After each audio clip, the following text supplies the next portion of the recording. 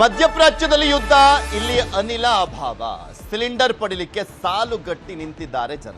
ಸಿಲಿಂಡರ್ಗೋಸ್ಕರ ಯುದ್ಧ ಮಾಡಂಗಾಗಿದೆ ನಮ್ಮ ರಾಜ್ಯದಲ್ಲಿ ಜನ. ಇಡೀ ದೇಶದಾದ್ಯಂತ ಹಂಗೆ ಇದೆ ಪರಿಸ್ಥಿತಿ. ಚಿತ್ರದುರ್ಗದ ಹೊಳಲ್ಕೆರೆಯಲ್ಲಿ ಸಿಲಿಂಡರ್ಗಾಗಿ ಕ್ಯೂ ನಿಂತ್ಕೊಂಡಿದ್ದಾರೆ. ಬುಕ್ಕಿಂಗ್ ಮಾಡಿದ್ರು ಕೂಡ ಗ್ಯಾಸ್ ಸಿಗ್ತಾ ಇಲ್ಲ ಅಂತ ಕಿಡಿಕಾರ್ತಾ ಇದ್ದಾರೆ ಜನ.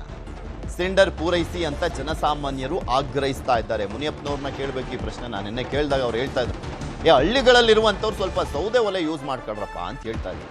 ಯಾಕೆಂದ್ರೆ 45 ಡೇಸ್ ಆಗುತ್ತೆ. ಇನ್ನ ಒಮ್ಮೆ ಹಳ್ಳಿಗಳಲ್ಲಿ ಗ್ಯಾಸ್ ಕೊಟ್ರೆ ನೆಕ್ಸ್ಟ್ 45 ಡೇಸು.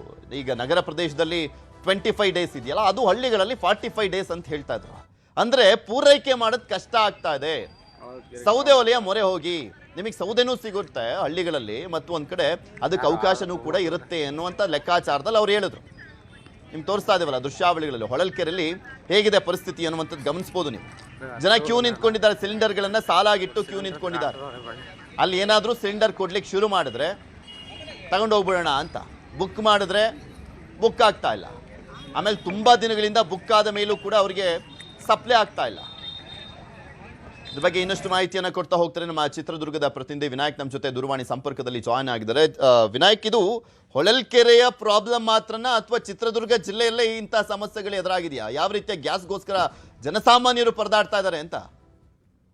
ಪೃಥ್ವಿರಾಜ್, ಏನು ಪ್ರಾಚ್ಯ ದೇಶಗಳ ಯುದ್ಧ ಭೀತಿಯಿಂದಾಗಿ ಇಲ್ಲಿ ಏನು ಸಿಲಿಂಡರ್ಗಳ ಸಮಸ್ಯೆ ಆಯಿತು, ಗ್ಯಾಸ್ ಸಿಲಿಂಡರ್ಗಳ ಸಮಸ್ಯೆಯಿಂದಾಗಿ ಒಂದಷ್ಟು ಜನರಿಗೆ ಪ್ರಾರಂಭಿಕವಾಗಿ ಸಿಗ್ತಾ ಇಲ್ಲ ಅನ್ನುವಂತಹ ಗೊಂದಲಗಳೇನಿತ್ತು. ಅದರ ಬಳಿಕ ಇದೀಗ ಮತ್ತೆ ಸಿಲಿಂಡರ್ಗಳು ಜನರಿಗೆ ಸಿಗ್ತಾ ಇಲ್ಲ, ನಿರ್ವಹಣೆ ಸರಿಯಾಗಿ ಮಾಡ್ತಾ ಇಲ್ಲ ಅನ್ನುವಂಥದ್ದನ್ನ ನಾವೀಗ ಕಂಡುಕೊಳ್ಬೇಕಾಗಿದೆ. ಯಾಕಂತ ಹೇಳಿದ್ರೆ ಏನು ಇವತ್ತು ಚಿತ್ರದುರ್ಗ ಜಿಲ್ಲೆ ಹೊಳಲ್ಕೆರೆ ಪಟ್ಟಣದ ಹೊರವಲಯದಲ್ಲಿರ್ತಕ್ಕಂಥ ಅಖಿಲ ಗ್ಯಾಸ್ ಏಜೆನ್ಸಿ ಗೋಡೌನ್ ಏನಿದೆ, ಅಲ್ಲಿ ಆ ತಾಲೂಕಿನ ಸುಮಾರು ಸಾವಿರಾರು ಜನ ಸಿಲಿಂಡರ್ಗಳನ್ನ ಸರದಿ ಸಾಲಿನಲ್ಲಿಟ್ಟು ಸಿಲಿಂಡರ್ಗಳನ್ನ ಬುಕಿಂಗ್ ಮಾಡಿರೋಂಥದ್ದನ್ನ ವಾಪಸ್ ಪಡ್ಲಿಕ್ಕೆ, ತುಂಬಿಸ್ಕೊಂಡು ಹೋಗ್ಲಿಕ್ಕೆ ಬಂದಿರತಕ್ಕಂಥದ್ದು. ಇದು ಅವರಿಗೆ ಬುಕಿಂಗ್ ಮಾಡಿದಂತ ಸಂದರ್ಭದಲ್ಲಿ ಆ ಹಳ್ಳಿಗಳಿಗೆ ಏನು ಸಿಲಿಂಡರ್ ಗಾಡಿಗಳು ತಲುಪಬೇಕಿತ್ತು, ಅಲ್ಲಿ ತಲುಪಿದಂತ ಸಂದರ್ಭದಲ್ಲಿ ಸಿಲಿಂಡರ್ಗಳನ್ನ ಅವ್ರಿಗೆ ವಿತರಣೆ ಮಾಡ್ಬೇಕಾಗಿತ್ತು. ಅದು ಸರಿಯಾದ ಸಮಯಕ್ಕೆ ಸಿಕ್ಕಿಲ್ಲ ಅನ್ನೋ ಕಾರಣಕ್ಕೆ ಇವತ್ತು ಆ ಗ್ಯಾಸ್ ಸಿಲಿಂಡರ್ಗಳನ್ನ ತೆಗೆದುಕೊಂಡೇ ಸೀದಾ ಆ ಬುಕಿಂಗ್ ಮಾಡಿದಂತ ಏಜೆನ್ಸಿ ಏನಿತ್ತು ಆ ಗೋಡೌನ್ಗೆ ಬಂದಿರತಕ್ಕಂಥದ್ದು. ಅದರ ನಿರ್ವಹಣೆಗಾಗಿ ಇದು ಒಂದು ರೀತಿ ಅಂದ್ರೆ ಕಸರತ್ತನ್ನೇ ಮಾಡಬೇಕಾದಂತ ಪರಿಸ್ಥಿತಿ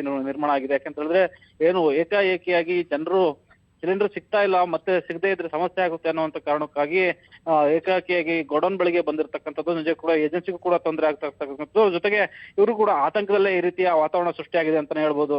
ಪೃಥ್ವಿರಾಜ್, ಧನ್ಯವಾದ ವಿನಾಯಕ್ ನಿಮ್ಮೆಲ್ಲ ಮಾಹಿತಿಗಾಗಿ.